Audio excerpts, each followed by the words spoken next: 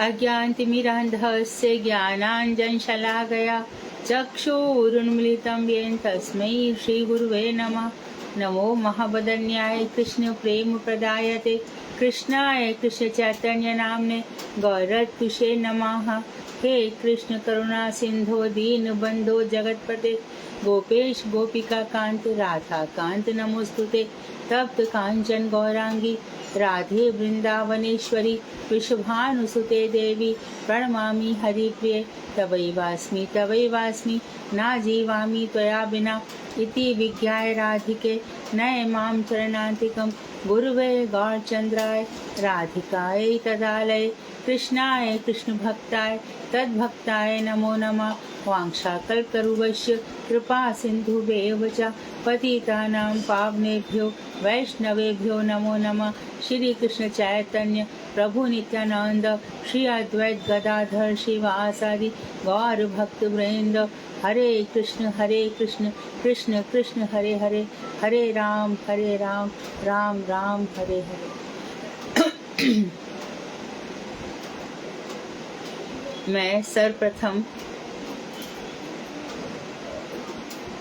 ग्रंथराज श्री जयवधन तदीय रचयिता सच्चिदानंद श्री भक्ति विनोद ठाकुर के चरण कमलों में असंख्य कोटि दंडवत प्रणाम कर उनकी अहेतु की कृपा की वांछा करती हूँ। मैं मध्य गुरु पद्म नित्य लीला प्रविष्ट ओम विष्णुपाद अष्टोत्तर शतर श्रीमद् भक्ति वेदांत श्री नारायण गोसाई महाराज के अभय चरण कमलों में कोटि कोटि दंडवत प्रणाम करती हूँ। मैं मध्य शिक्षा गुरु पद्म नित्य लीला प्रविष्ट ओम विष्णुपाद अष्टोत्तर शतर श्रीमद् भक्ति वेदांत श्री वामन गोसाई महाराज के अभय चरण कमलों में असंख्य कोटि दंडवत प्रणाम निवेदन करती हूँ। मैं उपस्थित श्रोता मंडली वैष्णव वैष्णवी सभी को यथा योग्य अभिवादन और प्रणाम करती हूँ।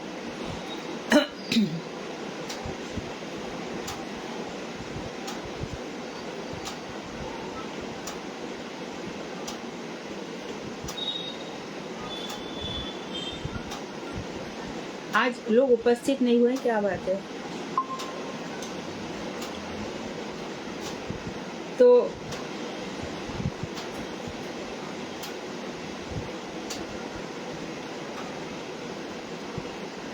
हम यहाँ से पेज नंबर है 474 28वां अध्याय का। तो 28वें अध्याय के 474 पेज पर हम यहाँ से शुरू करते हैं कि रसोद्बोधन के समय जो गोस्वामी जी का संवाद है उसकी पहली दूसरी तीसरी चौथी पांचवी छठी सातवीं आठवीं लाइन। रस उद्बोधन के समय इनकी संज्ञा कारण कार्य और सहायक न होकर विभाव आदि होती है। तो जो रस है वहां पर रस संबंधित जो टर्म्स है नाम है वो रस से संबंधित होते हैं। उस समय फिर ऐसा नहीं होता है कि ये कार्य जगत जो कार्य है भगवान का कार्य क्या है, ये जगत है, कारण कौन है, भगवान स्वयं। तो वहाँ ये सब शब्द नहीं रहते, वहाँ कार्य मिट जाता है, कारण मिट जाता है और वहाँ पर क्या बन जाता है, विभाव, अनुभाव, सात्विक भाव, संचारी भाव जब रस होते हैं। तो अब रति क्या हो गई, मुख्य रति, स्थायी रति। अच्छा, कृष्ण जब आ जाते हैं, कृष्ण से जब हमारा प्रेम हो जाता है तो कहते हैं कि जैसे एक खूंटी होती है, खूंटी इस तरह से, तो खूंटी के अंदर कोई चीज उलझ जाए, फंस जाए तो निकल नहीं पाती है। उसी प्रकार से जब भगवान श्री कृष्ण का नाम हृदय में आकर फंस जाता है तब वो निकलता नहीं है, वो कील जाता है। इसीलिए कृष्ण मंत्र को क्या कहा जाता है, कीलक मंत्र। कील गया है, बुरी तरह से ऐसा चुभा है, निकलेगा नहीं, कील की तरह फंस गया है। इसलिए कृष्ण मंत्र को क्या कहा जाता है, कीलक मंत्र। कीलक मतलब कील जैसा, अंदर ही अंदर। तो वहां पर बता रहे इसीलिए स्थायी रति है। तो रति विषय आस्वादन की योग्यता विभावित करती है। तो ये रति किसके अंदर प्रवेश करेगी, किसके हृदय में, जिसके हृदय में योग्यता है। इसलिए ये ना समझे कि अभी हम कहाँ, ये कहाँ, जो हम रात दिन ऐसा करते हैं ना, ऐसा नहीं करो, क्योंकि भगवान श्री कृष्ण और राधा जी के द्वारा हमें कहीं ना कहीं एक्सेप्ट कर लिया गया है, इसलिए हमें वो इस मार्ग में ले आए हैं। तो हमारे अंदर जो कृष्ण रति की योग्यता आ गई है, तो उसके विषय में कह रहे हैं कि अब हम इसका आस्वादन कर सकते हैं, इस रति का। पंडित जन तो विषय आस्वादन की योग्यता विभावित करती है, अर्थात उत्पन्न करती है, इसे विभाव कहते हैं। अर्थात रति हमारे हृदय में प्रकाशित हो रही है, हमारा हृदय रति से विभावित हो रहा है, प्रकाशित हो रहा है। भगवान श्री कृष्ण से संबंधित हर बात हम सुनने को तैयार हैं। द्वारका लीला चलेगी, महिषी हरण लीला, हाँ सुना दो भाई, नरकासुर के साथ क्या किया। मथुरा में बार बार जरासंध को मारा, 17 बार मारा, बार बार मार रहे हैं, क्यों उठा करके और असुरों की तरह, दुष्टों की तरह इसको एक ही बार नहीं मार डालते? क्योंकि कृष्ण बलराम दोनों भैयाओं ने विचार किया कि अरे इतने सारे दुष्ट भरे पड़े हैं, कौन जाए, कौन इनका संग्रह करे। ये जरासंध जाता है, बार बार अपनी सेना उठा लाता है, तो एक ही बार हमें एक साथ सब मिल जाते हैं मारने के लिए। तो मथुरा की लीला है, जब जरासंध 17 बार आक्रमण कर चुका, 18 बार आक्रमण कर रहा था, तभी भगवान ने क्या किया, मथुरा को रात ही रात में, एक ही रात में पूरे मथुरा वासियों को द्वारका में शिफ्ट कर दिया। फिर द्वारका लीला में भी भगवान ने क्या किया, अपनी लीला का संवरण करना चाहा, 125 वर्ष रहे, तब उन्होंने क्या किया, एक ही रात में पूरी की पूरी द्वारका नगरी समुद्र को आदेश दिया, समुद्र नगरी को डुबो दिया। तो जो भी लीला होगी चलेगी, लेकिन हमारे गौड़ीय संप्रदाय में द्वारका लीला और मथुरा लीला के प्रकोष्ठ में कोई जाना नहीं चाहता। सब भगवान श्याम सुंदर, राधा जी, किशोरी जी यहाँ पर रहती हैं, वहीं जाना चाहते हैं, गोलोक धाम में। गोलोक धाम में ऐसे प्रकोष्ठ हैं, मथुरा प्रकोष्ठ है, द्वारका प्रकोष्ठ है, लेकिन हम सब गोकुल धाम में जाना चाहते हैं, जहाँ पर श्री कृष्ण कन्हैया रहते हैं। तो ऐसी बातों से हमारी रति जो है भगवान से प्रेम, वो हृदय विभावित रहता है। हम जहाँ जहाँ कथा होती है भागते हैं, जहाँ जहाँ लीला होती है हम देखने चले जाते हैं। भगवान श्री कृष्ण से संबंधित कोई भी बात तो हम सुनते हैं, तो इसका मतलब क्या हो गया कि हमारे हृदय में भगवान के संबंधित रति प्रकाशित हो रही है, विभावित हो रही है। इसको उन्होंने स्पष्ट किया।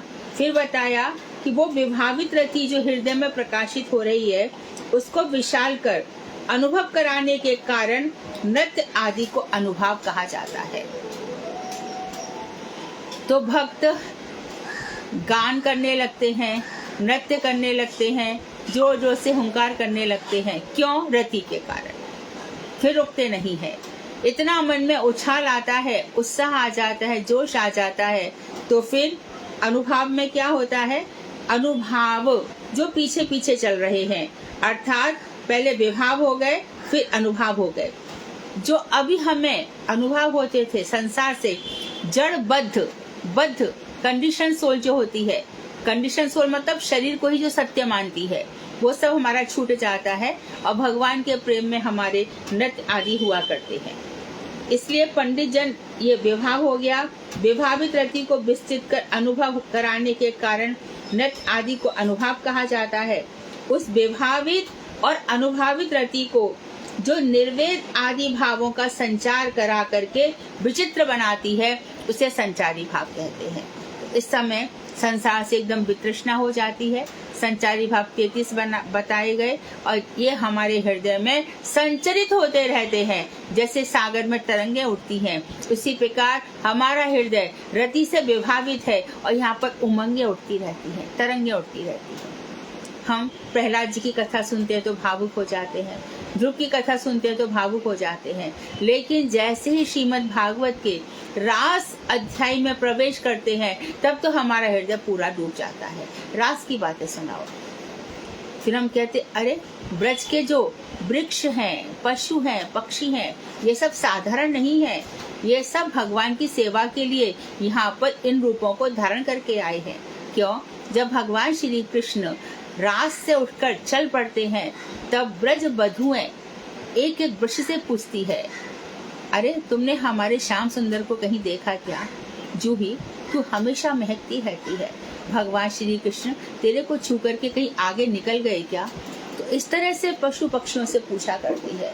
ऐसी चीज भगवान श्री राम के समय में भी देखी जाती है। सीता जी के विरह में भगवान श्री राम, हे खग हे मधुकर श्रेणी, तुम देखी सीता मृगनयनी। मृगनयनी सीता को, अरे हिरण तुमने कहीं देखा क्या? हे भौरों की पंक्ति, तुमको कहीं पर भगवान दिखाई दिए क्या? इस तरह से राम, सीता कहीं दिखाई दी क्या? इस तरह से राम पूछते हैं। इसी तरह से गोपियों ने भी रास मंडली से जब भगवान चले गए, उसी प्रकार से जब भगवान वन में रहते हैं तो त्रुटि युगायते, एक एक क्षण त्रुटि, एक एक क्षण भी युग के समान प्रतीत होता है। आंखें, भगवान ने इन आंखों में पलक क्यों बना दिया? ये विधान की सृष्टि कुछ ठीक नहीं है। हम होती तो पलक कभी ना बनाती, क्योंकि भगवान श्याम सुंदर के दर्शन करते। तो रति ऐसी विभावित होती है, चलो सखी चलो राधा रमन लाल जी के दर्शन कराएं। आहा क्या छवि है, कितना सुंदर है, चलो राधा दामोदर दर्शन करके आते हैं। हम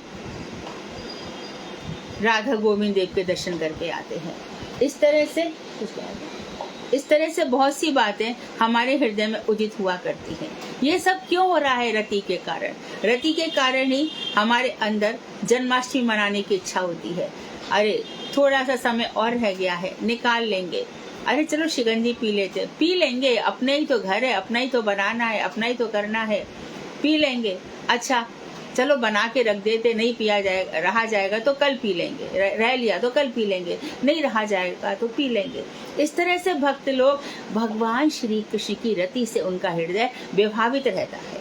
और फिर गुरुदेव जैसे कि हमेशा बताते हैं, यशोदा जी क्या करती है, बात बात में अपने लाला को पालना झुलाती है तो क्या करती रहती है, गोविंद दामोदर माधवेति, गोविंद दामोदर माधवेति।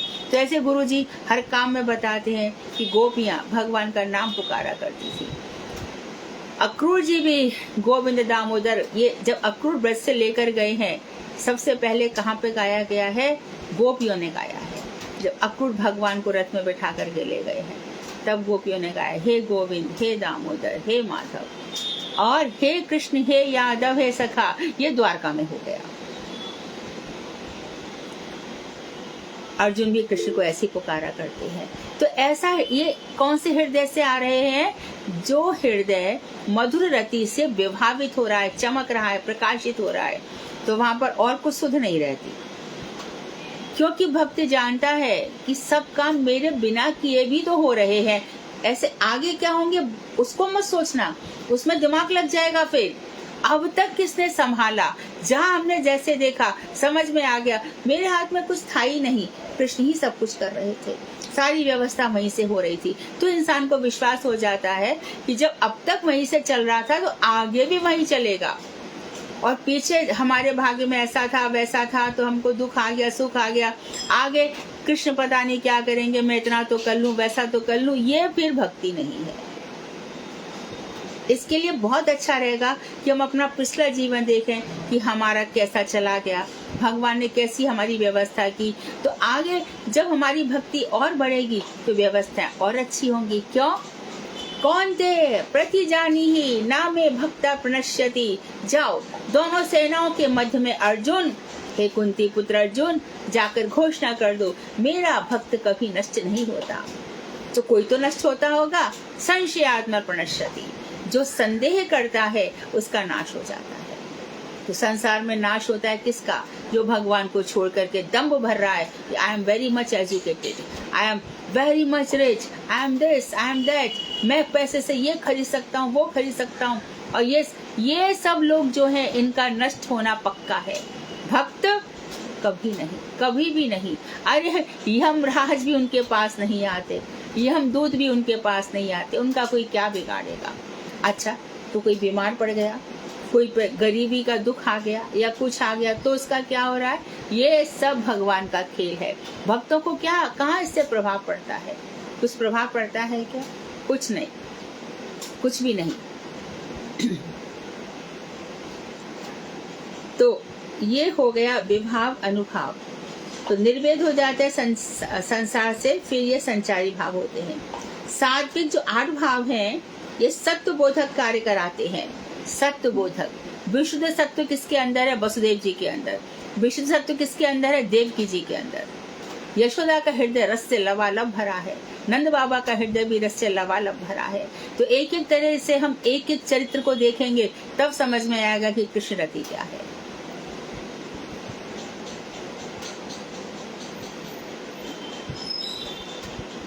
भगवत संबंधी काव्य और नाट्य आदि शास्त्रों में पारंगत भक्तजन सेवा को ही विभाव का आदि कारण बतलाते हैं।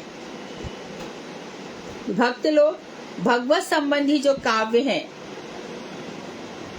और भगवत संबंधी नाट्य हैं, हम जब काव्य शास्त्र पढ़ते हैं, नाट्य शास्त्र पढ़ते हैं, नाट्य शास्त्र से विदग्ध माधव है, ललित माधव है, ये सब इन शास्त्रों में जो पारंगत हैं, बहुत एक्सपर्ट भक्तजन हैं, वो कहते हैं सेवा ही विभाव का कारण है।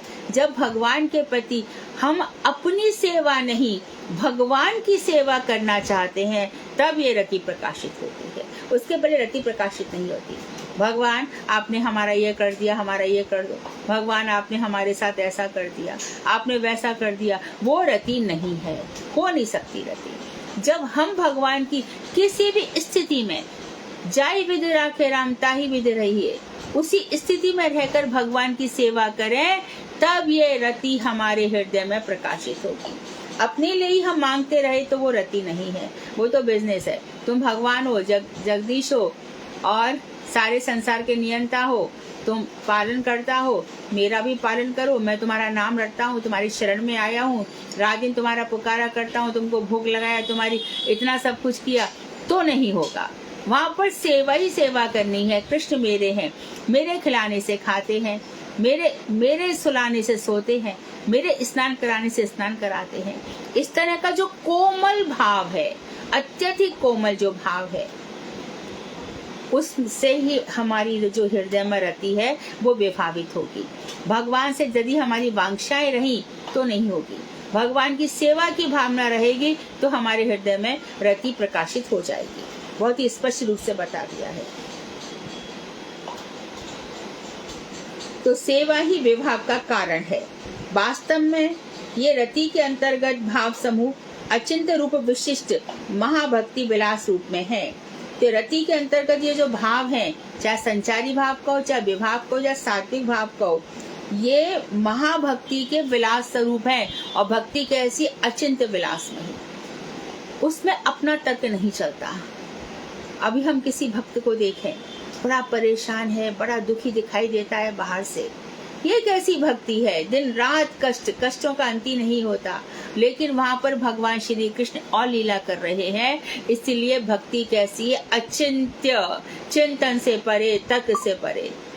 तर्का प्रतिष्ठानात, वहाँ पे तर्क की प्रतिष्ठा नहीं होती। हमारा आर्ग्यूमेंट, वहाँ पर आर्ग्यूमेंट की वैलिडिटी नहीं है, वहाँ पे सब होता ही नहीं है। जो कुछ खेल है भावों का खेल है, सब कुछ भावनाओं का खेल है। तो वही बता रहे हैं कि ये जो भाव हैं ये क्या है? महाभक्ति के विलास हैं।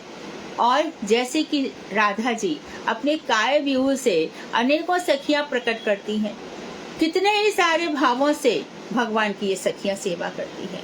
इसी प्रकार से भक्ति देवी भी अलग अलग भक्तों में अलग अलग भावों से प्रकाशित होती हैं। कभी किसी भक्त के मन में कोई भाव आ जाए, वो भगवान को उसी तरह से प्रसन्न करना चाहे, तो भगवान भी उनके भावों से बड़े प्रसन्न होते हैं। जैसे कि लोकनाथ गोस्वामी, जब उनका भजन पूरा हो गया तो भगवान ने कहा इसको दर्शन देना पड़ेगा। तो दर्शन देने आए तो भगवान से कहा, मैंने आपके लिए थोड़ी इतना भजन किया था, मेरी स्वामिनी कहाँ है? तो भगवान नाराज हुए क्या? वही मोर वाली बात है। मोर भगवान श्री कृष्ण के दरवाजे पर कहता रहा, क्या कहता था वो है ना, संवरिया मेरे, गोपाल संवरिया मेरे, नंदलाल संवर। आप मेरे हो, आप मेरे हो। भगवान ने उसकी तरफ देखा ही नहीं। और जब वो यही गाता गाता एक दफे राधा जी के पास चला गया तो राधा जी, अरे मेरे श्याम सुंदर को कौन पुकार रहा है, वो भावुक हो गई और बस मोर को एकदम हृदय से लगा लिया। कितना सुंदर कृष्ण का नाम पुकार रहा है। और फिर मोर ने कहा, कभी कृष्ण मेरी सुनते नहीं है, मैं बहुत पुकारता हूँ, वर्ष भर उनको पुकारता रहा। तो किशोरी जी बोली, जा वहां जाकर के राधे राधे पुकारना, तो तेरी तुरंत सुन लेंगे। और जैसे ही मोर ने राधे राधे पुकारा, तुरंत कृष्ण आ गए। तो मतलब क्या है, यहाँ पर स्पष्ट समझ लो, स्पष्ट। सच्चिदानंद विग्रह, भगवान सत्य चित्त और आनंद स्वरूप है। सत्य तो हो गया, उनकी संधिनी शक्ति है, भगवान हमेशा रहते हैं और संधिनी में हम बलराम जी को प्रकाशित करते ही हैं। वो चेतन स्वरूप है, ज्ञान स्वरूप है। अंतरात्मा, उनका जो अंश है, अंतरात्मा बनकर हमारे हृदय में बैठा है। यही जो अनिरुद्ध हमारे हृदय में बैठे हैं, वही क्षीर सागर में भी बैठे हैं। तो देवता लोग गोलोक धाम तक तो नहीं जा पाते, जब भी कोई परेशानियां हो जाती हैं तो कहाँ जाते हैं, क्षीर सागर में जाते हैं। तो क्षीर सागर में जो भगवान सो रहे हैं, अनिरुद्ध प्रभु भगवान के जो अंश हैं, और ये तृतीय पुरुष है। प्रथम पुरुष कारण अर्णवशाही जो सृष्टि बनाते हैं, जिसमें सारे उपनिषद कहते हैं सा एकाकी ना रमते, भगवान अकेले रमण नहीं करते। एको हम बहुश्यामः, वो क्या चाहते हैं, मैं अकेला हूँ, मैं बहुत हो जाऊं। तो वो फिर दुर्गा जी की तरफ देखते हैं, फिर ये सृष्टि आ जाती है। इसके बाद उनसे ही द्वितीय पुरुष निकलते हैं, जिनकी नाभि से गर्भोदशाई उनके कमल निकलता है और ब्रह्मा जी निकल जाते हैं। तो ब्रह्मा जो गर्भोदशाई पुरुष हैं, वो सारे ब्रह्मांड में सारी चीजें इकट्ठी तो हो जाती हैं, सब इंद्रियां भी हैं, सारे महाभूत भी है, सब कुछ है, पर ब्रह्मा में हलचल नहीं होती। तब यही गर्भोदशाई जो विष्णु है, वो उसके अंदर प्रवेश करते हैं, तो सृष्टि में हलचल पैदा हो जाती है। यही तृतीय पुरुष अनिरुद्ध के रूप में अपने सारे के सारे जितने भी लोग हैं, जितने भी प्राणी हैं, चींटी से लेके हाथी तक, सबके अंदर विराजित रहते हैं। इतनी सी ही बात है, इसको समझने में हमें कितना कितना जन्म निकालना पड़ रहा है। तो मैं जो कह रही हूँ, आप जो सुन रहे हैं, आप जो कह रहे हैं, मैं सुन रही, सब भगवान का ही है, सारी प्रेरणा भगवान की है, सब कुछ। तो यहाँ पर बताया गया है कि ये सब चीजें जो है तर्क से परे हैं, और जब तर्क समाप्त हो जाते हैं तब रति से हृदय विभावित हो जाता है। तो महाभारत आदि शास्त्रों में इन्हें तर्क से परे बतलाया गया है। किसको? इन भावों को। किसमें ये भाव आ रहे हैं? तर्क से परे हैं, तर्क से परे। बहुत से लोग तर्क लगाते हैं। स्वामी महाराज राधा जी की कम बातें करते थे और गुरुदेव तो राधा जी की बहुत बात। अरे ये लोग किन ऊंचाइयों पर है, इनके विषय में क्यों बात करते हो? हमारी जो बद्ध जीव है, हम हमारी समझ के अंतर्गत है ये लोग। एक एक आए, लाख लाख लोगों को इन्होंने भक्ति जगा दी, देश से विदेश तक भक्ति का संचार कर दिया। तो इनके विषय में ये क्या करते थे, ये क्या करते थे, क्या हम पता लगा सकते हैं? इसे कभी भी कोशिश मत करना। ये जो हमको आदेश देकर गए हैं, उनका ही हमें पालन करना चाहिए। अचिंत्य, ये चिंतन से परे है, ये चिंतन से परे है।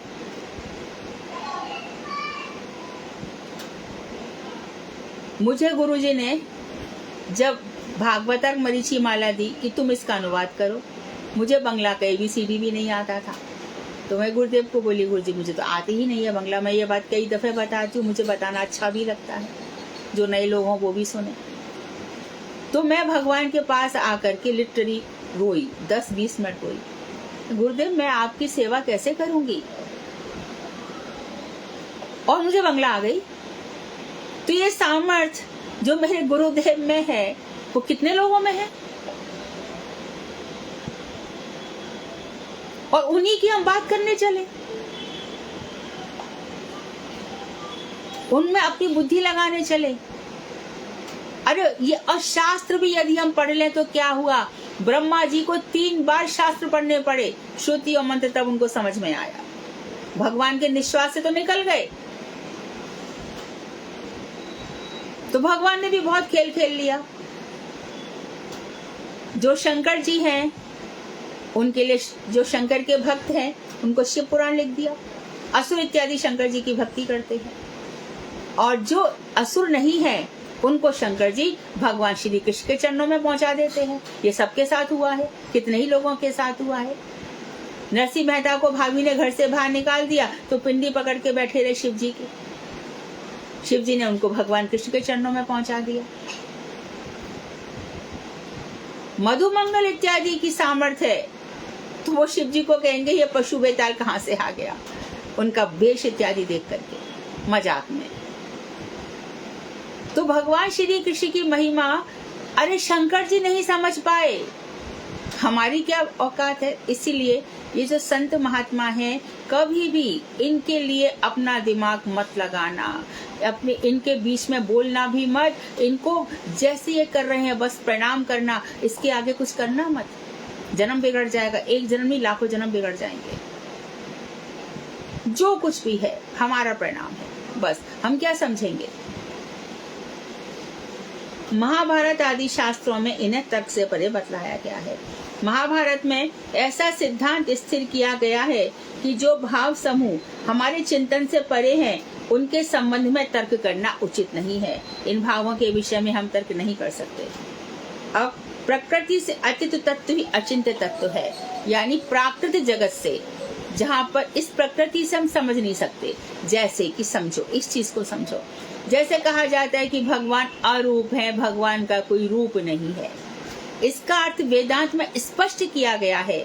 इसका अर्थ ये है कि जिसका रूप प्राकृत नहीं है, इस जगत से मिलता जुलता नहीं है, इसलिए भगवान को अरूप कहा गया है। भगवान निराकार है तो वेदों में कुछ झूठ नहीं कहा गया, हमको अर्थ समझ में नहीं आया।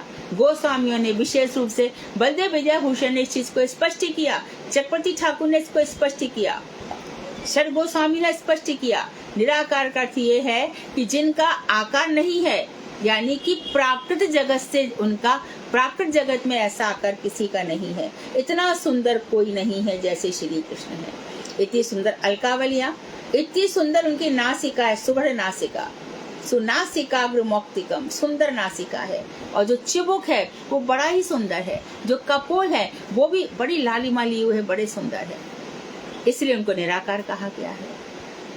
निर्गुण, ध्यान रखें, जवाब देने के लिए तैयार हो जाओ। जिनके अंदर प्रकृति के तीनों गुण नहीं है, सतोगुण, तमोगुण, रजोगुण, इसलिए उनको निर्गुण कहा गया। उनकी तो बात छोड़ो, उनके मैया बाप वसुदेव में भी वो ये गुण नहीं है, तीनों गुण।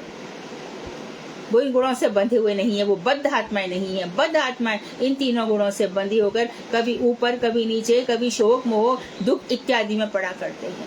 और अपने आप को, अच्छा, दीन अति दीन समझ लेना, तो इसका मतलब क्या हुआ कि दीन अति दीन का अर्थ ये नहीं है कि इतने दीन अति दीन बन जाओ कि कोई मार रहा है, पीट रहा है, कोई डांट रहा है, कुछ कर रहा है, सहते जाओ, भजन मत करो। उस समय तो एकदम आपको कड़क रहना पड़ेगा। दीन अति दीन कहाँ होना है? वैष्णवों के संग। रूप गोस्वामी सबके आगे दीन हो गए थे क्या? महाप्रभु जी ने सार्वभौम भट्टाचार्य और केशव कश्मीरी पंडित, इनकी खबर नहीं ली थी क्या? तो अपने ऊपर किसी को हावी मत होने देना।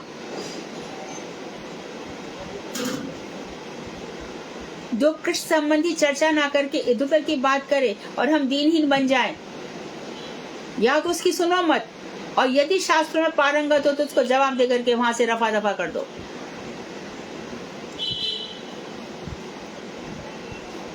तो प्रकृति से अतीत तत्व अचिंत्य तत्व है। अचिंत्य रस तत्व मनोहरा रति ही कृष्ण के रूप आदि को विभावित करवा कर और उन विभाग आदि को साथ लेकर अपने को पुष्ट करती है। तो अब ये समझ लो कि जो रति हृदय में उदित हो गई है, ये अचिंत्य है, इसका पार पाना बहुत मुश्किल है। इसलिए कहते हैं ना, वैष्णव चिन्हित ना है। वैष्णवों को समझा नहीं जा सकता कौन से हृदय में कौन सा प्रेम आ रहा है उनके हृदय में। नरोत्तम ठाकुर कैसा भजन करेंगे, क्या कहेंगे। और जयदेव गोस्वामी कहेंगे, श्रित कमला कुच मंडल धृत कुंडल कलित ललित बनमाल जय जय देव धरे। तो मधुर रस में चले गए भाई। कमला श्री राधा रानी के कुछ मंडल को जिसने धारण किया है, ये अचिंत्य तत्व तो कहाँ समझ में आएगा। और जो कुंडल क्या है, राधा जी की महिमा है, महिमा रूपी कुंडलों को धारण करते हैं। इतनी सुंदर सुंदर बातें हैं, तो इन सबको समझना चाहिए, इसलिए इनको अचिंत्य कहा। तो अचिंत्य कृष्ण के रूप आदि को विभावित करवाकर, तो हमारे हृदय में जब रति होगी तो क्या होगा, प्रोसेस देखिए इसकी प्रक्रिया। भगवान श्री कृष्ण के रूप को विभावित करके फिर विभाव, आलंबन, उद्दीपन आदि को साथ लेकर अपने को नरिशमेंट करती है, अपने को पुष्टि करती है। माधुर्य आदि के आशय स्वरूप कृष्ण के रूप आदि को रति प्रकाशित करती है। तो रूप, भगवान श्री कृष्ण का जो रूप है यानी उद्दीपन, उद्दीपन आशय जो है उसको हमारे हृदय में रति प्रभावित करती है, विभावित करती है, प्रकाशित करती है। और दूसरी तरफ कृष्ण रूप आदि अनुभूत होकर रति को विस्तृत करते हैं। और एक तो देखो दोनों ही चीज हो गई, कृष्ण के रूप आदि को रति प्रकाशित करती है, तो हमारे हृदय में जो रति छुपी हुई थी, भगवान श्री कृष्ण का इतना सुंदर रूप देखा कि बस हम देखते ही रह गए। हाँ तो अहिर को कढ़ेगो नहीं, ये अहिर का जो कृष्ण है वो मेरे हृदय से कभी नहीं निकलेगा। इसी प्रकार कहते हैं मुस्लिम चांद बीबी, हाँ तो हिंदुवानी ही रहूंगी मैं कृष्ण की भक्त हूँ, मैं भक्ति रहूंगी, मैं हिंदू हूँ, हिंदू ही रहूंगी, कोई मुझे इससे हटा नहीं सकता। इसी प्रकार से रसखान कवि, या लकुटी अरु कामरिया पर राजती हूँ पुर कौतज डारो। लकुटी और कामरिया पर तीनों राज पुर कौतज डारो। कोई तीनों काल धात के धाम, करेल की कुंजन ऊपर वारो। श्याम कबो इन आखिन सो, ब्रज के बन बाग तड़ाग निहारो। श्याम ऐसा कब होगा, जब इन आंखों से जरा देखो तो बिहार वन में जब चले जाओ तो सामने जब छोटा सा सरोवर है, उसके पीछे इतना गंभीर वन है, लगता है किशोर किशोरी प्रियालाल जी वहीं पर चले गए हैं रासलीला के लिए। सखिया और सखियां इधर उधर वनों के पीछे छुपी हुई है, ऐसे वहां पर महकता ही है। बरसाने के गहवर वन में चले जाओ।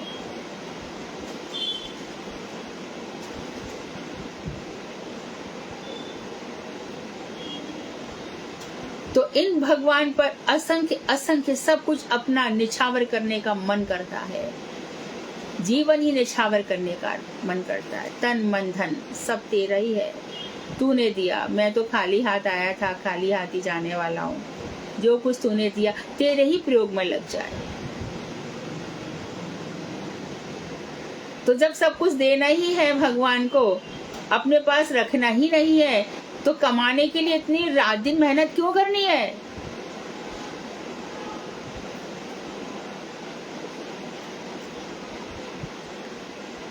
तो माधुर आरती के आश्रय स्वरूप कृष्ण के रूप से रति विभावित होती है, और साइमल्टेनियसली दूसरी तरफ क्या होता है, कृष्ण रूप जब अनुभूत होने लगते हैं तो ये रति को और विशाल करते हैं।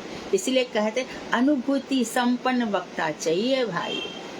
किससे कथा सुनी जाए, जो अनुभूति संपन्न, जो रियलाइज्ड सोल है, उनकी कथा सुनकर हृदय विभावित होता है, प्रकाशित होता है, उन्हीं की कथा सुनकर, क्योंकि भगवान उनके मुखार बिंदु से ऐसी ऐसी कथाएं कहलवाते हैं। अभी कोई साधारण व्यक्ति कहेगा अरे कोई मीटिंग कुछ नहीं, छोड़ दो, कथा सुनो, शायद हम सुने ना सुने, लेकिन गुरुदेव ने यदि कह दिया तब तो सुननी पड़ेगी, और सुन लेते तो हमारा कल्याण हो जाता है। एक बार गुरु जी का फोन आया था, 2008 की बात है। अचानक फोन आया, रामचंद्र प्रभु के मोबाइल से फोन आया कि तुम मेरी नवदीप आ रही हो। मैं कहा जी गुरुदेव, नहीं आना है। अरे मैंने ऐसा क्या कर दिया, मैं एकदम सक पका गई, स्तब्ध रह गई, ये हुआ क्या। मैं कहा गुरुदेव मुझसे कुछ अपराध हुआ है। नहीं बेटी, हम चाहते हैं कि हमारे रहते रहते वेदांत पूरा हो जाए, तुम वहीं पर काम करो। तो मुझे आश्चर्य है कि जहाँ मैं एक दिन में 3 या 4 पेज, क्योंकि कठिन बहुत है, 1-1 मिनट में श्रुतियाँ का रेफरेंस ढूंढना पड़ता है, कौन से वेद में श्रुति है, कौन से उपनिषद में श्रुति है। कितना, मैं उन दिनों में यानी कि 7 दिन में 270 पेज मेरे अनुवादित हो गए। ये रियलाइज सोल है। यहाँ से आदेश हुआ और काम हुआ और हृदय प्रकाशित हो। यदि मेरी योग्यता नहीं है तो कहां से प्रकाशित होगा? यदि योग्यता होती है तो अवश्य ही होगा। तो सूरज सब पर अपनी चमक बिखरा रहा है, माधुरती बिखरी पड़ी है और विस्तार कर रही है अपना। आज जिस तरह से हमारा जो कृष्ण कॉन्शियसनेस है, भगवान श्री कृष्ण की भक्ति सबके अंदर अपना अलख जगा रही है, सबके सिर चढ़कर बोल रही है। क्यों? क्योंकि ऐसे महानुभाव आ गए और विस्तार कर गए। चाहे भक्ति वल्लभ तीर्थ महाराज हो, चाहे हमारे स्वामी महाराज, जितने भी हमारे ये जा रहे हैं, ये सब रियलाइज सोल है। इसलिए भजन करना बहुत जरूरी है। और भजन भी कैसे? भावपूर्वक। तो भगवान का पहले नाम से प्रेम होगा, फिर रूप दिखने लग जाएगा, फिर उनके गुणों से प्रेम होने लग जाएगा और फिर उनके धाम में हमारी निष्ठा हो जाएगी। तो विस्तार करते हैं। अतः विभाव, अनुभाव, सात्विक और व्यभिचारी भाव मधुर रति के सहायक हैं और रति उन भावों की सहायक है। दोनों एक दूसरे पर डिपेंडेंट है। रति होगी तो भाव आएंगे और भाव होंगे तो रति कब हो, भाव कब होंगे? जब रति होगी। अब बता रहे हैं कि कृष्ण रति और विषय रति में क्या अंतर है। तो विषय रति लौकिकी होती है, शब्द रूप रस गंध स्पर्श, ये सब जो वैषयिक होते हैं ये लौकिकी होती है और कृष्ण रति अलौकिकी होती है। लौकिक रति में संयोग में सुखमयी और वियोग में नितांत दुखमयी होती है। डिफरेंसेस बता रहे हैं दोनों में। और कृष्ण रति भगवान के प्रेमी जनों में युक्त होने पर रस हो पड़ती है। ये रस कब हो जाती है? जब ये रति भक्तों के साथ जुड़ जाती है, तब ये रति रस बन जाती है। मधुर रस का आस्वादन ले रहे हैं। मधुराति मधुर।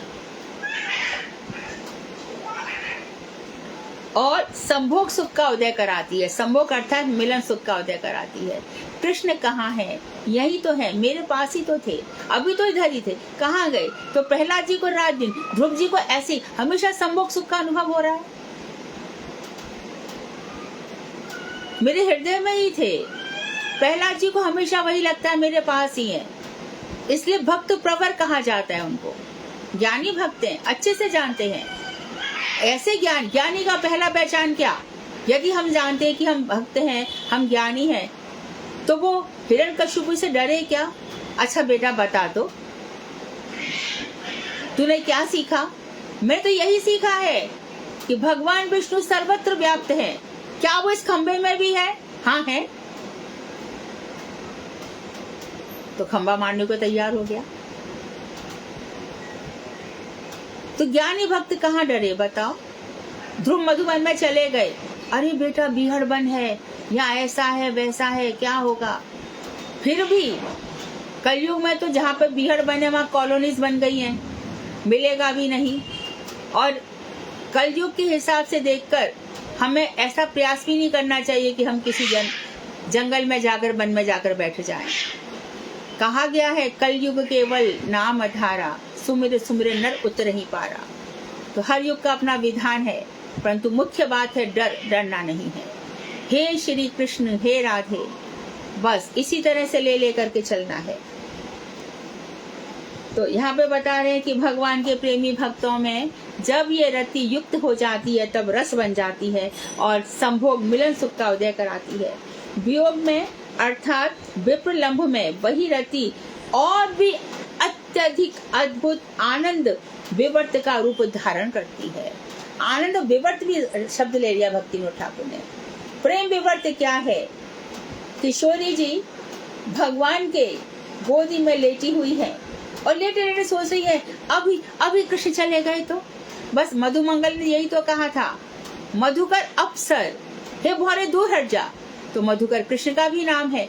उनको लगा कि कृष्ण से दूर जाने को कहा है, बस इतना सुनते ही उनको मूर्छा गई। यह प्रेम विवर्त है, जहाँ मिलन में भी लगता है विरह है और विरह में भी लगता है मिलन है। ना सो रमण ना सो रमणी दोनों पेशल जान। उसमें दोनों रमण और रमणी दोनों एक ही हो जाते हैं। मिलन विरह, विरह में अद्भुत आनंद आता है।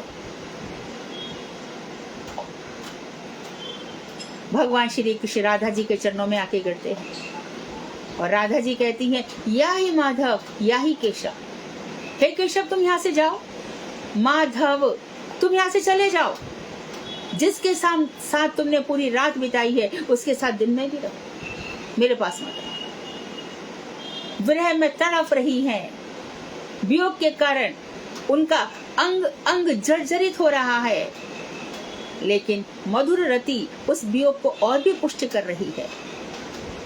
तब भगवान श्री कृष्ण राधा जी से कहते हैं, पंच बाण चांडाल बाण से प्राण न जाए मेरे, निज अपराधी को अवरद से छेदो तुम ही सवेरे, और बांध लो बाहुलता के बंधन में अति मुझको, पीड़ा हरो मेरी हंस बोलो, बंदी मुक्ति न तुझको, तन भी मौन हो मार रही क्यों, पंचम स्वर में बोलो, तरल दीठ से देख हृदय के सारे बंधन खोलो, विमुख भाव है सुमुखी तुम्हारा, अद्भुत आज बड़ा है, स्वयं स्निग्ध अतिशय तब प्रिय ये मुग्धे सजल खड़ा है। क्या इस काम बाण के बाणों से मुझे मारी डालोगी राधे? देखो मेरे प्राण न चले जाएं। अब इस दुख से मुझे निकाल दो, मुझसे कहो ना, अरे हे बंदी तू मेरे बाहु लताओं के बंधन में बंध जा, आज से इस बाहु के बंधन से तुम और कहीं नहीं जाओगे। तुम जो क्रोध कर रही हो राधे, और जिस तरह से क्रोध और विषाद तुम्हारे चेहरे पर दिखाई दे रहे हैं, ये बड़ा सुंदर भाव है। मैं तुम्हारे इस भाव से अतिशय मुग्ध हुआ जा रहा हूँ। देखो सामने मुड़ के तो देखो, देखो पीछे की तरफ देखो, कैसे मेरे आंखों से आंसू निकल रहे हैं। और जैसी किशोरी जी मुड़कर देखती हैं, रहा नहीं जाता। ये वियोग है, विरह और ये एक साथ ये है आनंद विवर, आनंद की परम सीमा। ये भक्तों को भी अनुभूत होती है। यदि ये सब हम पढ़ेंगे ही नहीं और विषय रस में ही हम डूबे रहेंगे, तो इस अपार आनंद को जो प्राप्त करने के लिए हमारा जीवन है, हम उससे डिप्राइव वंचित नहीं हो जाएंगे क्या?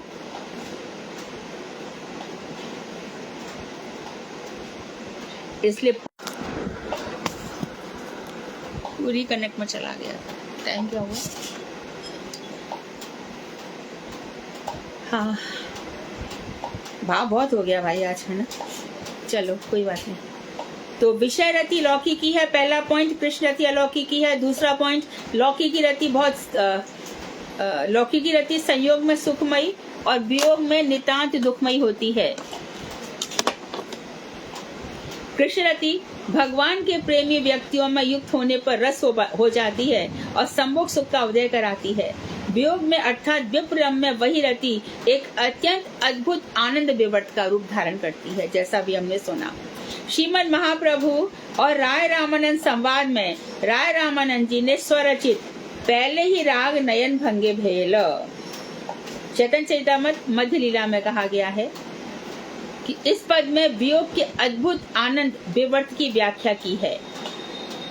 पहले ही राग नयन भंगे भेल, नयन भंग हो गया, पहला जो राग है नयन भंग में भेल, इसको पढ़ लीजिए।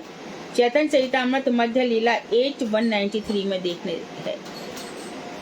तो उसमें आविर्भाव का आभास मात्र पाया जाता है, परंतु वह परम सुखमय होता है। तो जब भगवान द्वारका चले गए तो स्मरण स्फूर्ति आविर्भाव, स्मरण स्फूर्ति आविर्भाव, भगवान का स्मरण होता है। पूरा गीत गोविंद इसी पे चला है। द्वारका में राधा जी भगवान को याद करती है, पहले उनका स्मरण होता है। सेकंड स्टेज स्फूर्ति होती है कि भगवान आ गए, और तीसरी स्टेज में देखते हैं कि भगवान का आविर्भाव हो भी जाता है। इसे चैतन्य चरितामृत में कहा गया है, मैं आता हूँ बार बार, पर तुम लोग समझते हो कि हमारी स्फूर्ति है। इसलिए भक्तों से भगवान बात करते हैं, पर भक्त को लगता है नहीं, मेरा ही मन कुछ ऐसा हो रहा था। भक्तों से भगवान बहुत कुछ आदेश देते हैं, यदि ऐसा आदेश नहीं दिया होता तो माधवेंद्रपुरी ने क्या श्रीनाथ जी को प्रकट किया होता? ऐसे ही आदेश नहीं दिया होता तो बांके बिहारी कहाँ से आ गए? ऐसे ही आदेश नहीं दिया होता तो रूप गोस्वामी को गोविंद देव कहाँ से मिल गए? ऐसा ही नहीं हुआ होता तो राधा रमन लाल जी कैसे प्रकट हो गए? ऐसे आदेश नहीं होता तो भगवान जो हमारे मथुरा में द्वारकाधीश मंदिर है, वहाँ पे द्वारका जी का ग्वालियर में मैं हूँ, मुझे निकालो। सेठ जी को बोला, सेठ जी निकाल के लाए। तो जहाँ वहाँ आप बैठे हैं, यदि ऐसा नहीं हो, मेरे लिए मंदिर बनवा दो, मुझे यहाँ से वहाँ ले जाओ। वृंदा देवी कामबन में गई तो उन्होंने कहा मैं कामबन छोड़ के नहीं जाऊंगी, मैं यहीं पर बैठी हूँ। तो ये सब भगवान नहीं कहते तो कौन कहता है? हम लोग समझते हैं कि ऐसे ही हो गया। ये सब भगवान के आदेश होते हैं, भगवान की आज्ञाएं होती हैं। हम उनकी पूर्ति नहीं कर पाते क्योंकि हम समझते ऐसा। तो ऐसा नहीं है कि भगवान सब सारे भक्तों का हिसाब किताब उनके पास है। क्या है? यमराज जी कह रहे हैं जो एक बार भी नाम ले ले उसको मेरे पास मत लाना। तो कहाँ से सुन लिया यमराज जी ने? कहाँ? अब वेदांत खोलो, कहाँ से ये बात यमराज जी के पास पहुंच गई? तो कहते सूर्य की किरणें आती हैं, मधुधाराएं निकलती हैं। हम जो कुछ भी कर रहे हैं, 5 महाभूत, आकाश, जल, पृथ्वी, अग्नि, वायु, ये सब हमारा लेखा जोखा रख रहे हैं भाई। फिर यहाँ से बॉडी चली जाती है तो बॉडी का क्या होता है? यातना में शरीर है तो नरक में चला जाता है, आध्यात्मिक शरीर है वो स्वर्ग में चला जाता है। अपना भोग करके फिर पृथ्वी पर भगवान चांस देते हैं, थोड़ा सा मौका देते हैं, अब कुछ हो जाए। तो ये सब कुछ फिक्स्ड है। जो कुछ भी हो रहा है कृष्ण की प्रेरणा से ही हो रहा है। मत्तः सर्वम प्रवर्तते, सब कुछ मुझसे ही हो रहा है। तो ये जो सब कुछ बुरा इत्यादि हो रहा है, स्वतंत्रता का मिसयूज कर रहा है जीव। तो आप इसको रोक नहीं सकते? नहीं। जीव को मैंने स्वतंत्रता दे रखी है।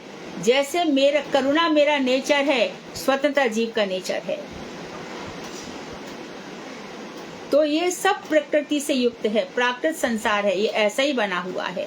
प्रकृति से 3 गुणों से युक्त ये संसार है, ये माया है, ये शरीर है, ये ऐसे ही रहेगी। तो इसलिए जो लोग भजन कर रहे हैं उनका जीवन भगवत कृपा जीवी होता है। भगवान जैसे उसको रखते हैं उसमें उसकी कृपा ही होती है। कभी कभी उसके दुख पर दुख इतने आते हैं तो ऐसा लगता है कि बहुत कुछ भोगना बाकी था, ये शायद जन्म उसका अंतिम जन्म है, भोग वगैरह सब खत्म हो जाएंगे और इतना दिव्य उसका मन हो जाएगा कि बस वो भगवान के धाम में जाने की योग्यता पा लेगा। गरुड़ जी भगवान के सेवक हैं, बहुत खुश हैं सेवा करके। जब भी ऊपर नीचे आते जाते हैं सामवेद के मंत्रों का वो गायन करते रहते हैं, भगवान प्रसन्न होते हैं। हनुमान जी ने भी सेवा का भाव ले लिया कि मैं आपकी सेवा करके खुश हूँ। सुग्रीव ने मित्रता का भाव ले लिया, मैं करूंगा जो कुछ भी आप कहेंगे मैं करूंगा। अर्जुन सखा बन करके नर और नारायण के रूप में बद्रीनाथ के पास उधर नर और नारायण पर्वत पर आज भी भजन, आज भी तपस्या कर रहे हैं। लोगों का कल्याण हो। ये लोग कहाँ से आ गए? आज से थोड़ी हैं, कब से हैं? जब से मैं हूँ तब से लोग हैं। मतलब क्या?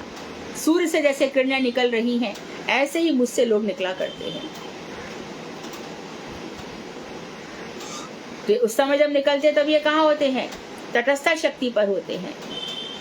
सामने चित्त सर्ग है और नीचे जड़ सर्ग है, जिसकी जैसी योग्यता होती है। जब बहुत ही अब मुझे विश्राम करना है, अब बहुत थक गया, सूरदास जी कहते हैं, तो वो भगवान के शरणागत हो जाता है। नहीं तो बड़ी बड़ी बातें बनाता है, मैंने ये कंपनी बना ली, ये कर लिया और अमेज़न बना लिया और वो बना लिया, वो बना लिया। सब नश्वर है, एक दिन में सब नष्ट, सब खत्म हो जाता है, कुछ भी नहीं रहता। और हर जन्म में ऐसा होगा नहीं। कितने हमारा तो जो है संस्कृति, कल्चर, ज्ञान सब पुनर्जन्म को ही बताता है। पहले जन्म से इस जन्म तक हम भोग, ऐसा कभी नहीं था अर्जुन, तू नहीं था, ऐसा कभी नहीं था जब मैं नहीं था। तो ये सब चीजें हैं। तो ब्रजनाथ कहते हैं तार्किक जन रस को प्रकाश खंड वस्तु कहते हैं उसका उत्तर क्या है? तो इसके उत्तर में वो कह रहे हैं कि जड़ रस वस्तुतः प्रकाश खंड वस्तु है, क्योंकि सामग्री के मिलने से स्थायी भाव रस के रूप में व्यक्त होता है, इसके पहले वह अव्यक्त रहता है। परंतु अपराकृत चिन्मय रस के संबंध में ऐसी बात नहीं है। सिद्धावस्था में यह नित्य अखंड और स्वप्रकाश होता है। तो वो कहते हैं कि जरा ये बताइए, जो तार्किक लोग हैं वो कहते हैं कि रस प्रकाशित होता है, खंड वस्तु है। खंड वस्तु मतलब रहेगा निकल जाएगा, रहेगा निकल जाएगा, स्थायी भावत्व उसमें रस में देखा नहीं जाता। तो गोस्वामी कहते हैं कि नहीं, जड़ रस को आप ऐसा कह सकते हैं, जड़ रस खंड वस्तु है। वो कभी वहां पर किसी से प्रेम हो जाएगा, डिवोर्स हो जाएगा, और डिवोर्स के बाद भी देखा है कि दोनों मिल गए, वहां खंडित है। कल घृणा है, आज प्रेम है, आज प्रेम है, कल घृणा हो जाएगी। क्योंकि सामग्री के मिलने से स्थायी भाव रस के रूप में व्यक्त होता है। तो जो भाव है, अभी बताया कि भक्ति भाव और रस ये दोनों चीजें हैं। भाव जहां पर होगा वहां रस होगा, रति जहां पर होगी वहां भाव होगा। भाव कहां पर, भाव और रति रस ये तीनों एक दूसरे से कनेक्टेड हैं। इसके पहले वह अव्यक्त रहता है, अर्थात प्रकाशित नहीं रहता। जब तीनों चीज हो जाती हैं तब वो प्रकाशित होता है। तो कभी कभी हमारे हृदय में ना भैया विभाव है, ना अनुभाव है, ना संचारी भाव है, कुछ होता ही नहीं है। जब तीनों चीज हो जाएंगी, अर्थात स्थायी भाव, मधुरा रति, तब रस आ जाएगा। तब कौन सा रस आ जाएगा? मधुर रस। तो स्थायी भाव में भी ये सब मिलने चाहिए, विभाव, अनुभाव, संचारी भाव, सात्विक भाव। तो भजन करते करते यदि आंसुओं की धाराएं गिर रही हैं, भजन करते करते रोंगटे खड़े हो रहे हैं, शरीर पुलकायमान हो रहा है, तो समझो चांस है। नहीं तो बहुत अपराध हुए हैं हमारे, निष्ठुरता इतनी रही है कि हृदय से एक बूंद भी पानी की आती नहीं है। मानो यदि ऐसा है भी तो एक न एक जन्म में तो इसको दूर करना होगा ना, तो क्यों ना और ज्यादा हरिनाम कर लिया जाए। अपराध अनर्थ सब दूर हुए, किससे? भजन से। तो ये कह रहे हैं कि सिद्ध अवस्था में यह रस नित्य है, अखंड है और स्वप्रकाश होता है, प्रकाशित होता है। अश्रु कंप इत्यादि सब होते हैं, सब कुछ होगा, हृदय विभावित होगा। लेकिन संसार में ये खंड है।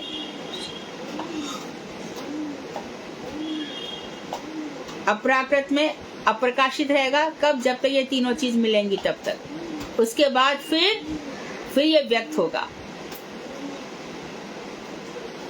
साधन अवस्था में वही रस प्राकृतिक जगत में प्रकाशित रूप में अनुभूत होता है। सिद्ध अवस्था से पहले जब हम साधन कर रहे हैं, मंत्र जाप इत्यादि कर रहे हैं, भगवान की श्री विग्रह यमुना जी के किनारे, तुलसी जी के किनारे हम बैठे हुए हैं, तो अनुभूत तो होता है, बाहर प्रकाशित नहीं होता, लेकिन हृदय में अनुभूत होता है, हृदय में अनुभूत होता है। लौकिक रस वियोग में नहीं रहता। वियोग में तो जरा देखो तो यदि किसी का बच्चा या भाई या पिता मर जाते हैं, जब कैसी स्थिति हो जाती है, बाल बिखर जाते हैं, चेहरा अजीब सा हो जाता है, सब पीला पड़ जाता है। वियोग में तो हमारी किशोरी जी और भी ज्यादा दैदीप्यमान हो जाती है। तो लौकिक रस वियोग में नहीं रहता, वो खत्म हो जाता है, फिर प्रेम नहीं रहता। परंतु अलौकिक रस संसार वियोग दशा में अधिक शोभा को प्राप्त होता है।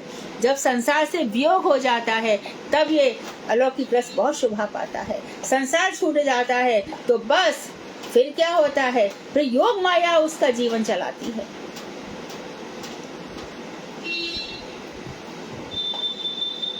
भगवान का जीवन फिर दुर्गा जी नहीं, योग माया चलाती है। बहुत ही सुंदर, एक एक बात, एक एक पॉइंट इतना सुंदर है। इलाहादी महाशक्ति के विलास रूप यह रस परमानंद तादात्म्य में लाभ किए हुए है, क्योंकि पहले भी बता दिया है आनंद है इस रस में। तो इलाहादी महाशक्ति जो राधा जी हैं, ये उसका विलास रूप है, यह रस जो परमानंद तादात्म्य में लाभ किए हुए है, अर्थात परमानंद ही स्वयं रस है। परमानंद से तादात्म्य में उसका हो जाता है रस, ये परमानंद हो जाता है। रसोई वही साहा, भगवान रस ब्रह्म है। अभी तो आप कह रहे थे शब्द पर ब्रह्म है, शब्द ओम, ओम पुकारा, ओम ही पर ब्रह्म है। योगी लोग बड़ा बताएंगे ओम का जाप करो, ओम को हृदय में लाओ, ओम जागृति दे देगा, आपकी एक एक नस को खोल देगा। ओम बोलो, ओम से ऊपर से लेके नीचे तक चले जाओ, जितने भी 7 तुम्हारे चक्र हैं वो उदित हो जाएंगे ओम ओम करते करते। अच्छा, तो प्रणव है, प्रणव से भी बहुत ऊंचा मंत्र है, हरे कृष्णा। मेरे एक सेकंड में, एक ही पल में मेरे जितने भी पाप ताप है उसको हल लीजिए ना। कृष्ण, आपने मेरे हृदय को आकर्षित कर लिया है, आप मेरे हृदय में आके विराजिए ना। हरे राम, आपने राधा जी के साथ रमण करते हो, हे राधा रमण, हे राधा, हरे राम, राधा रमण लाल जी, राम। आप जिस तरह से रमण कर रहे हो मेरे हृदय की गुफा में रमण कीजिए, हे नाथ कृपा कीजिए। कितनी सी देर लगी, कौन इन चक्रों को, ये अपने आप ही जग जाते हैं भाई। भक्ति की सुषुम्ना नाड़ी, इड़ा पिंगला नाड़ी सब जागृत हो जाती है, बड़ी जागृत अवस्था में पहुंच जाता है। देखते ही देखते जो चीजें समझ में नहीं आती वो सब समझ में आने लगती हैं। जहाँ हमारा अधिकार नहीं होता हमारा अधिकार होने लग जाता है, सब कुछ मालूम पड़ने लग जाता है। क्यों? नाड़ियां जागृत हो गई। कितनी नाड़ियां इस शरीर में, वो सब जागृत हो जाती हैं। एक नाड़ी जो सुषुम्ना नाड़ी है 101 में कही गई है वेदांत में, वो यहाँ से यहाँ जाती है और ब्रह्मरंध्र खुल जाता है। योगी बहुत योग करते हैं पर कृष्ण को कहाँ मिल पाते हैं, पर ब्रह्म में ही रह जाते हैं। तो असुरों की उपासना और ब्रह्मवादियों की उपासना एक ही है। ब्रह्मवादी भी शंकराचार्य जी जैसे किसी के शरीर में घुस जाओ ऐसी कोई बात आती है सुनने के लिए, घुस सकते हैं। रावण भी शरीर धारण कर सकता है, रावण सन्यासी बन करके आ गया, 10 कंधर। कुंभकर्ण मारीच बनकर आ गया, तो कई रूप धारण कर सकते हैं। लेकिन भक्त इन सब रूपों के लिए भजन नहीं करते, क्योंकि ये सब कहाँ जाएंगे, कौन सा लोक है इनका, इन असुरों के लिए। और मैं ब्रह्मू सोहम सोहम सोहम शिवोम शिवोम शिवोम, इन सब के लिए एक ही स्थान है कि भगवान को तू भगवान बन गया, सोहम सोहम कर रहा, वही मैं हूँ, तत्त्वमसि, तो भाई तुम हो, वही तुम हो। जैसे असुरों की और ब्रह्मवादियों की एक ही गति है, ब्रह्मलोक, माये पड़े रहते हैं। भक्तों की गति उससे भी श्रेष्ठ है। जैसे हमने भी मंत्र बोला हरे कृष्णा, तो इसको रस ले लेके जपो। भजन में 2 मिनट 5 मिनट से यदि 7 मिनट होता हो तो चले एक माला में, लेकिन उसकी अनुभूतियां तो हो, संख्या गिनना थोड़ी भजन है।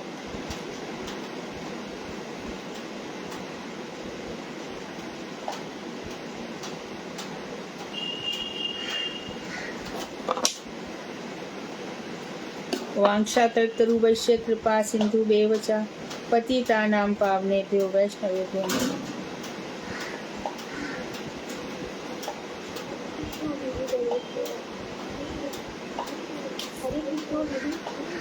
हाँ हाँ बोलो, आवाज नहीं आ रही। हरे कृष्णा। हाँ दीदी, जैसे कई बार तो हम बहुत भावपूर्वक भजन करते हैं कि जैसे आपने बताया हमारे रोड पे खड़े हो जाते हैं, तो कभी ऐसा नहीं भी, कभी तो ऐसा नहीं भी होता। लेकिन जैसे जब हम भावपूर्वक करते हैं तो वो आपने एक दिन बताया था कि हमारी जो भाव है वो विरजा नदी के पार राधा कृष्ण के चरणों में जाते हैं। हाँ। भावपूर्वक नहीं कर रहे हैं तब क्या होता है? तब सुकृति बन रही है। अच्छा, मतलब हमारे जो कहते हैं ना जो विषय वासनाएं हैं, हाँ, वो भी नष्ट हो रही है। हाँ, वो नष्ट हो रही है। हाँ, वो नष्ट हो रही है, सुकृति बन रही है। पूरे तरीके से बहुत अच्छे नहीं है। लेकिन ये हो जाएंगे। ऐसी कथाएं सुन के किसका नहीं होगा। भक्ति विनोद ठाकुर ने जो लिखा है वो तो होना ही है ना। हाँ जी, आपका ही सब कृपा है। भक्ति विनोद ठाकुर, हाँ काबिल नहीं। हाँ। हरे कृष्ण, हरे कृष्ण, हरे कृष्ण, हरे कृष्ण, हरे कृष्ण।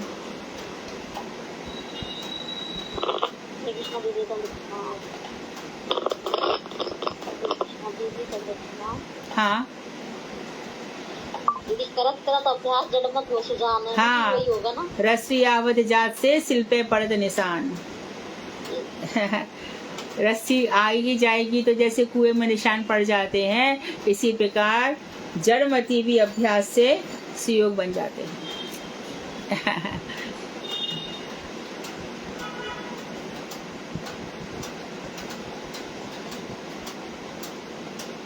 हरे कृष्णा दीदी, दंडवत प्रणाम। हाँ, कैसे हो दीदी आप? मैं ठीक हूँ। रूबी बताओ। दीदी हमारे गुरुदेव आए थे अभी यहाँ पे, एक हफ्ते भागवत कथा हो रही थी यहाँ नोएडा में। बहुत सुंदर, बढ़िया। तुम्हारे गुरुजी बड़ी कृपा तो- करते हैं तुम लोगों के ऊपर। तो दीदी मेरे को तो ऐसा अनुभव है कि बस आपकी कृपा से कुछ भी जो भी थोड़ा बहुत आज हुआ, बहुत खुश हूँ, बहुत अंदर से आनंद महसूस हो रहा है। बहुत सुंदर। अकेले में गुरुदेव से बात करना, या कुछ सेवा था सुबह का मेरा मॉर्निंग का ले जाना, फिर गुरुजी ने आपकी बातें की, फिर मैंने उनसे सारी बातें बताई। गुरुजी ऐसे तो फिर कह रहे थे तू कुछ क्यों नहीं करी, तेरे को मधु दीदी नहीं बोलती कि हाँ तू भी बोला कर। मैं हाँ गुरुदेव बोलती है ना, मगर मुझे डर लगता है कि कहीं गलती ना हो जाए। तो कह रहे इसमें डरने वाली क्या बात है। फिर सबके सामने कह रहे हैं कि तुम भी बोला करो, तुम भी बोला करो, वो उसके क्लास में, वो उसके। फिर कह रहे मेरे को सबके बीच में कह रहे ए मधु दीदी की चेली चल इधर आ। चले हाँ। बहुत कैसे बताऊँ, बड़ा अच्छा लगा, बड़ा आनंद। हाँ। और गुरुदेव की सर विशेष कृपा मुझे महसूस हुआ, विशेष कृपा रही दीदी। तो ये सब बस हमारा कथा सुनना और हाँ। आपका संग प्राप्त करने की वजह से ही हुआ। तुम्हारे गुरुदेव बहुत कृपालु है। जन जन जन में वो भक्ति चेतना का संचार कर रहे हैं, उनकी क्या बात कही जाए। और सच में दीदी गुरुदेव तो बड़ा वात्सल्य भाव, जिस हाँ। बोलते ना वात्सल्य वात्सल्य प्रेम, भाव। बहुत प्रेम, कैसे अंदर की बातें समझ के बोल देना।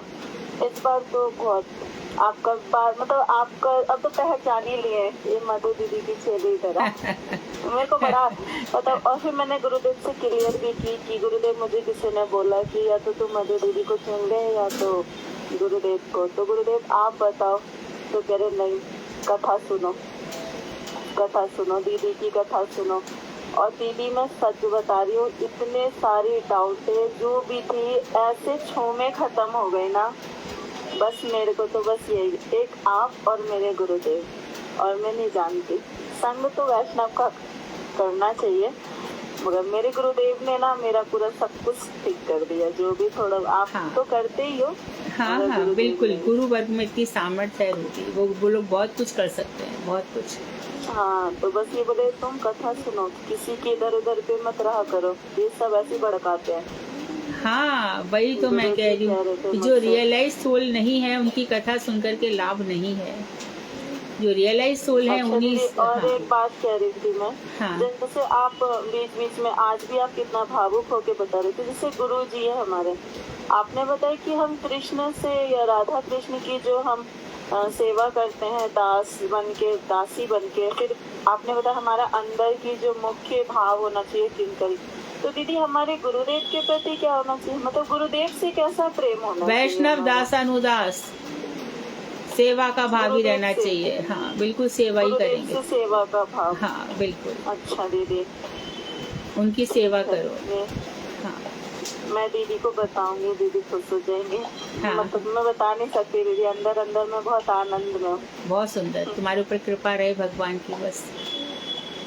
हाँ दीदी, आपकी भी कृपा। हरे कृष्णा दीदी। हरे कृष्ण, धन्यवाद। हरे कृष्ण। हरे कृष्णा। हाँ। रूबी तुम्हारी बिटिया ने दीदी रूबी की बिटिया ने भी परफॉर्मेंस दिया था क्या भागवत में? हाँ जी दीदी, पहली बार किया था। ये ऐसे शक्ल मिल रही लग रही थी, कंफर्म नहीं था। मैंने कहा चलो मैं रूबी दीदी से पूछूंगी। तो हाँ, आपकी बिटिया भी जो डांस नृत्य कर रही थी। हाँ हाँ, गोपी बनी थी। ठीक। हाँ, तो ठीक, बहुत अच्छा लगा देख के।